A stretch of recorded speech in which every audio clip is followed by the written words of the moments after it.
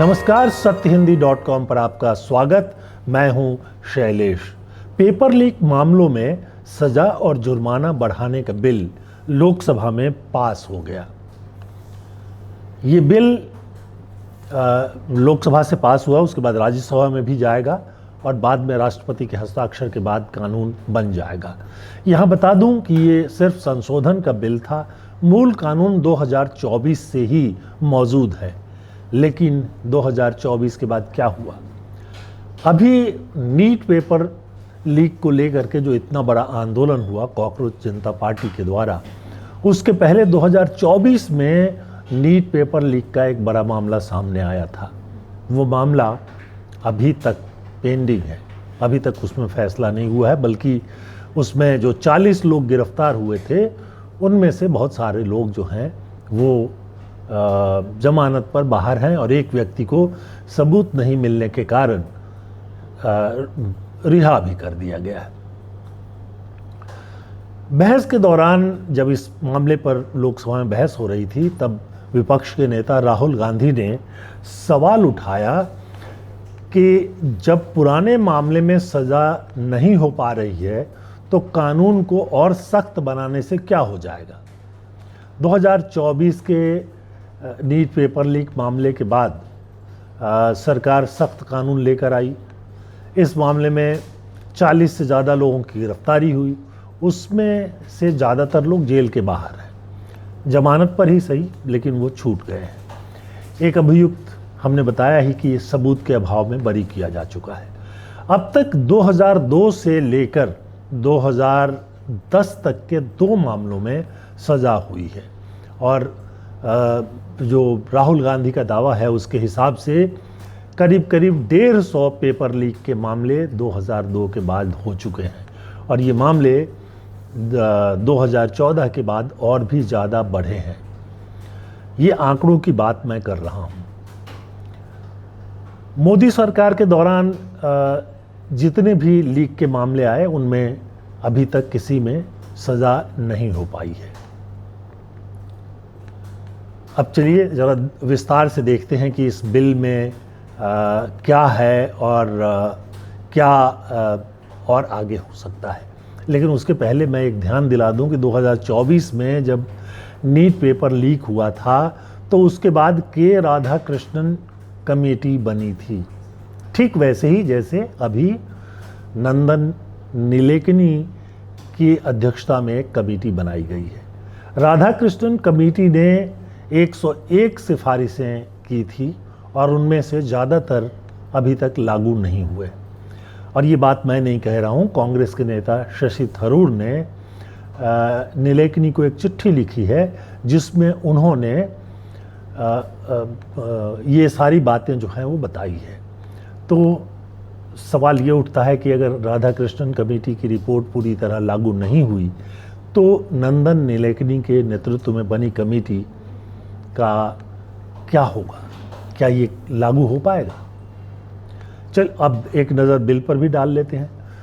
ये इस बिल का पूरा नाम जो है लोक परीक्षा अनुचित साधन निवारण संशोधन अधिनियम 2026, ये पास हो गया लोकसभा से। इसमें जो व्यवस्था है उसमें परीक्षाओं में पेपर लीक, अनुचित साधनों और धोखाधड़ी करने वालों की जो सज़ा है वो बढ़ा दी गई है। सवाल ये है कि ये संशोधित कानून गड़बड़ियों को रोक पाएगा या नहीं। मूल कानून जो है वो 12 फरवरी 2024 को संसद में पारित हो गया था, 21 जून 2024 से लागू भी हो गया, लेकिन दोषियों को उसके बाद भी सज़ा नहीं हो पा रही है। ये ज़्यादा चिंता की बात है। 2024 के बाद भी पेपर लीक की कई घटनाएं हो चुकी हैं और ये नीट का जो पेपर लीक 2026 में हुआ, ये बहुत बड़ा मामला बन गया क्योंकि कॉकरोच जनता पार्टी ने इसे एक आंदोलन में बदल दिया था। 2002 से 2025 के बीच जो पेपर लीक के मामले हुए उसमें 45 बड़े पेपर लीक के मामले थे। इनमें से हर एक मामले में कम से कम 1 लाख से ज़्यादा परीक्षार्थी या उम्मीदवार शामिल थे। इसमें 27 जो है भर्ती की परीक्षाएं थी, जब नौकरियों में जो भर्ती होती है उसकी परीक्षाएं थी, और उसके अलावा 13 जो है एंट्रेंस या बोर्ड की परीक्षाएं हैं, और तो ये 27 मामले, और उनमें अभी तक सज़ा क्यों नहीं हुई या सज़ा क्यों नहीं हो पाती है, ये भी एक महत्वपूर्ण बात है। संशोधित बिल में नया प्रावधान क्या किया गया है, ज़रा ये भी देख लेते हैं। इसमें अनुचित साधन यानी अनफेयर मीन्स धारा 3 के तहत 15 ऐसे कामों को शामिल किया गया है जिनको कि अपराध माना जाएगा। अब इसमें यह है प्रश्न पत्र या आंसर को लीक करना, उसमें साठगांठ करना और बिना अधिकार के प्रश्न पत्र या शीट को लेना, उसके साथ छेड़छाड़ करना, परीक्षा के दौरान उम्मीदवार की मदद करना, ये सब शामिल किया गया है। कंप्यूटर नेटवर्क और जो संसाधन परीक्षा में इस्तेमाल किए जाते हैं उनके साथ छेड़छाड़, फर्जी वेबसाइट बनाना, फर्जी परीक्षा आयोजित करना, फर्जी एडमिट कार्ड जारी करना, फर्जी ऑफर लेटर जारी करना, ये सब इसके दायरे में लाए गए हैं। परीक्षा केंद्र में अनधिकृत प्रवेश करना या व्यवधान डालना, साजिश करना, ये भी इस कानून का हिस्सा बनेगा। गोपनीय जानकारी समय से पहले लीक करने या परीक्षा केंद्र में बिना अनुमति घुसकर गड़बड़ी करने पर भी सजा देने का प्रावधान किया गया है। अब इसमें जो सेवा प्रदाता हैं, यानी जो लोग परीक्षाओं का आयोजन करते हैं, जैसे नीट, NTA जिसको कहते हैं, नेशनल टेस्टिंग एजेंसी, या इन परीक्षाओं के लिए टेक्निकल सपोर्ट देने वालों पर भी लीक होने पर जिम्मेदारी होगी, इसकी व्यवस्था की गई है। ये जो परीक्षा आयोजित करने वाले लोग हैं वो बिना अनुमति के परीक्षा केंद्र शिफ्ट नहीं कर सकते, और सज़ा जो है सामान्य अपराध होने पर पहले 3 से 5 साल तक कैद या 10 लाख जुर्माने की व्यवस्था थी। अब 2026 में जो संशोधन किया गया है उसमें 5 से 10 साल तक जेल या 50 लाख तक के जुर्माने की व्यवस्था की गई है। अगर संगठित अपराध है, जिसको हम कोचिंग माफिया या शिक्षा माफिया या गैंग कहते हैं, वो इसमें शामिल है, तो उनको 5 से 10 साल तक की कैद और कम से कम 2 करोड़ रुपए के जुर्माने की व्यवस्था की गई है। नए में ये पहले वाले में व्यवस्था थी, अब 7 से 10 साल की सज़ा हो सकती है या 10 करोड़ तक जुर्माना किया जा सकता है। परीक्षा करने वाली जो एजेंसियां हैं उनकी गड़बड़ी मिलने पर 1 करोड़ तक का जुर्माना हो सकता था। अब संशोधन में 5 करोड़ तक जुर्माने की व्यवस्था की गई है। इसके साथ साथ परीक्षा की जो लागत है उसकी वसूली की बात भी इसमें है, और इसमें जो है 4 साल तक जेल की व्यवस्था है। व्यवस्था पहले थी, अब 8 साल तक की व्यवस्था कर दी गई है।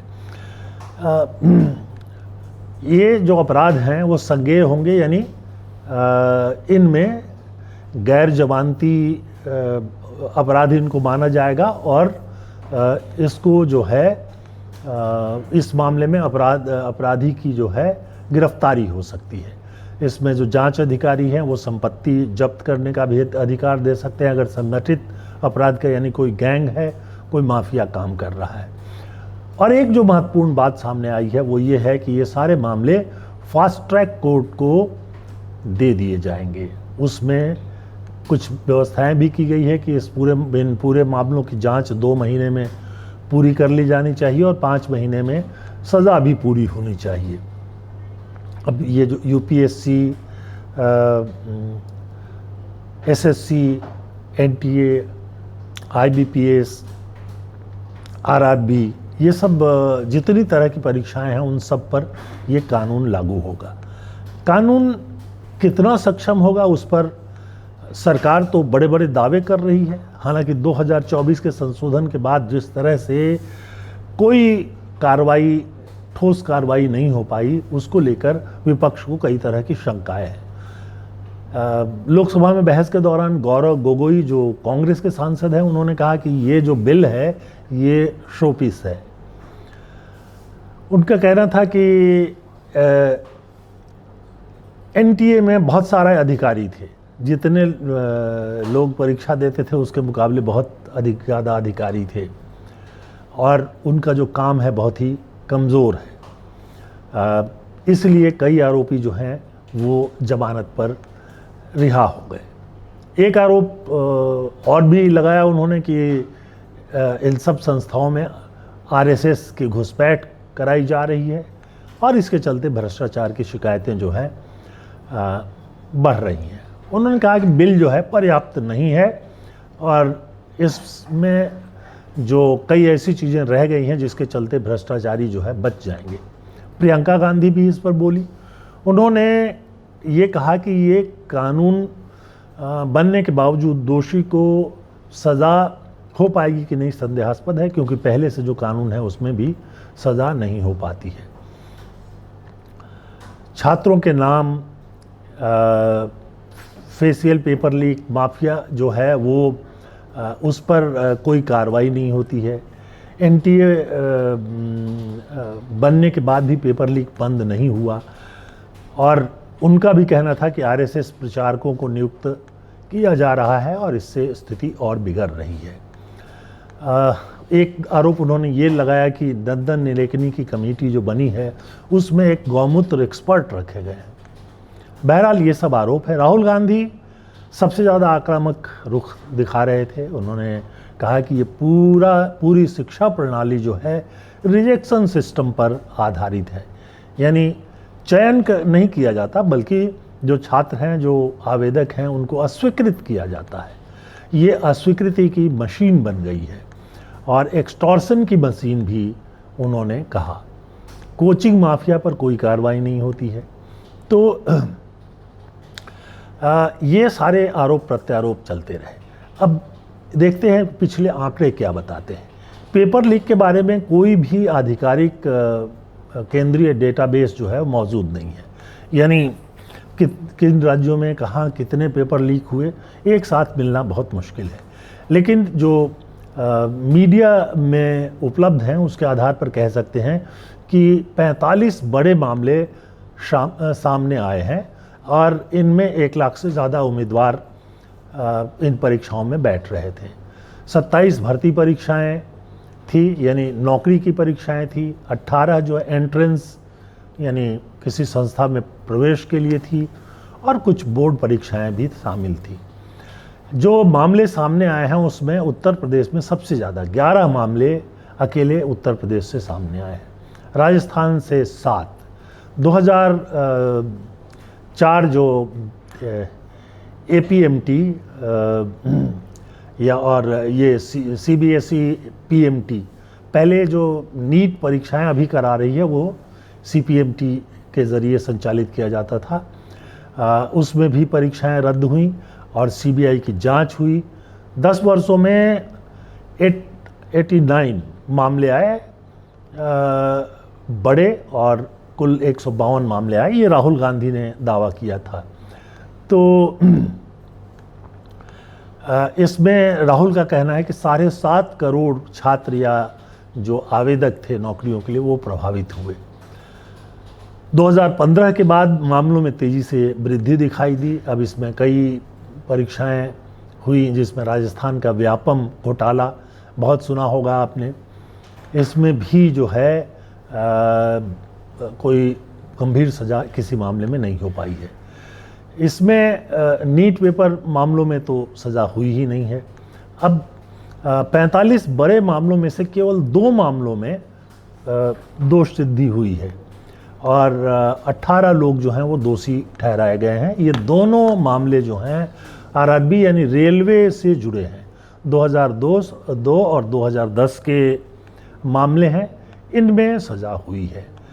अभी तक जो है करीब 16,500 माफ़ कीजिएगा 1,658 लोगों की गिरफ्तारी हुई है। 925 चार्जशीट बने हुए हैं। 32 लोग बरी हो गए हैं 2 मामलों में, और जो 43 मामलों से संबंधित लोग हैं, उन पर ट्रायल चल रहा है, कुछ लोग जेल में भी हैं। व्यापम जैसे बड़े घोटाले में कुछ सजाएं हुई, लेकिन बहुत ही सीमित। सीबीआई कोर्ट में जो 5-7 साल तक की कुछ लोगों को सज़ा हुई है। ज़्यादातर मामलों में लोग जमानत पर छूटे हुए हैं, लंबी सुनवाई चलती रहती है, कोई सज़ा नहीं हो पा रही है।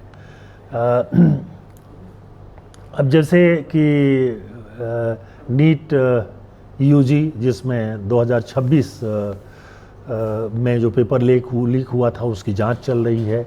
आरआरटी जो है रीट, उसमें भी जांच हो रही। यूपी पुलिस कांस्टेबल नियुक्ति, उसमें भी जांच जारी है। कहीं सीबीआई, कहीं ईडी और कहीं राज्य की पुलिस जांच कर रही है। जो 45 बड़े मामले अटके हुए हैं, उनमें भी सीनियर अधिकारियों पर बहुत कम कार्रवाई हुई है।